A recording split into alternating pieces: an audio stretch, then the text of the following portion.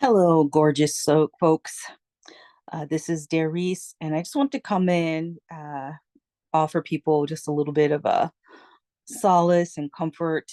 I know many of us are feeling anxious, afraid, uh, terrified, and that's absolutely justified with what's happening in the country, this new transition. And I'm coming in here to say that I'm praying for everyone. And at the end of the day, I do think um, things will eventually get better in the country.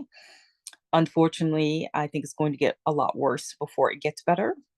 And I think that's just a part of our healing as a nation. Like I said in an earlier newsletter, you can't heal what you can't see. And Pluto and Capricorn is finishing up its last lessons with the patriarchy.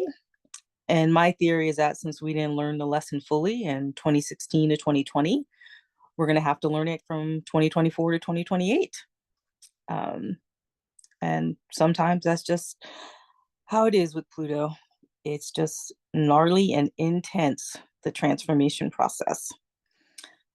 Um, but we have Pluto moving into Aquarius, so eventually the people will be heard.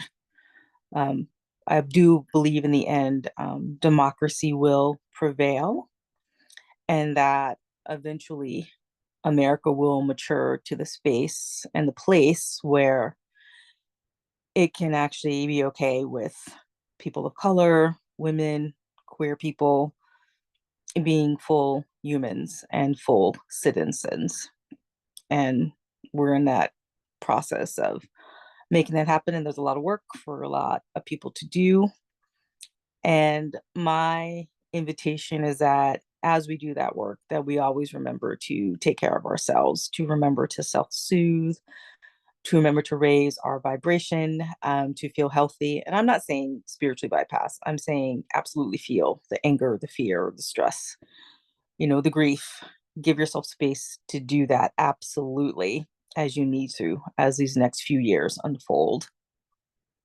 And it will be easier to move through all of that if we have a strong foundation of self care, meditation, breathing practices, exercise, getting fresh air, eating healthy, drinking water, to always keep going back to those basics and to also go back to living our full lives. We've always known politicians and policies were never going to save us. This is just more confirmation of that. And that doesn't mean that we don't do the work to hold them accountable and get them to the point where they do that. It's just a reminder that at the end of the day, our power always comes from remembering our connection to the divine, the non-physical, our non-physical support. And then the core, the truth of who we are is that we are love, light, and truth. I will be uploading later a video about the Reiki precepts as a way for people to have a meditation to help calm them down, soothe themselves. So hopefully that will be supportive for some of you if that resonates for you. I also wanted to say this: if you're in a part of the country where it does not feel safe to be out, there is no shame in going back into the closet or going into the closet for the first time. If you feel that that is what you need to do to, maintain your physical safety, to keep your job, your family, your housing, whatever you have to do those things. Do that. And I think people in our communities who have the privilege of being out, who live in parts of the country where that is safer, we need to be mindful of that, that other people may not have that option for several years. And we need to be supportive of that. I'm a Gen X person. I remember the 80s and the 90s where, in particular, a lot of the queer community was not supportive of people who were in the closet. And I was always upset by that. I was like, you have no idea what they're dealing with or who they're living with or who their neighbors are. And I was always against the practice of outing people as well. Everyone should be able to do that on their own time in their own space. And I think that's even more important in these next few years, where the danger is far more intense.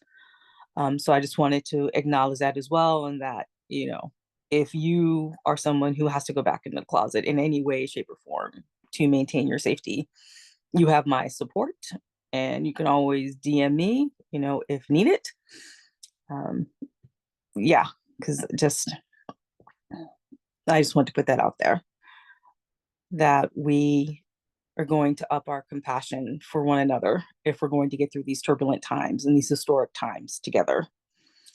And I'm sending you all love and peace. And just to remember always that the truth of who you are is that you are love, light, and truth. We are love, light, and truth. And we have the option to choose to thrive. And we can always ask our spirit guides, how can I thrive in these times? Show me the way, show me the path. I am open and receptive. And with that, easefully yours, Darice.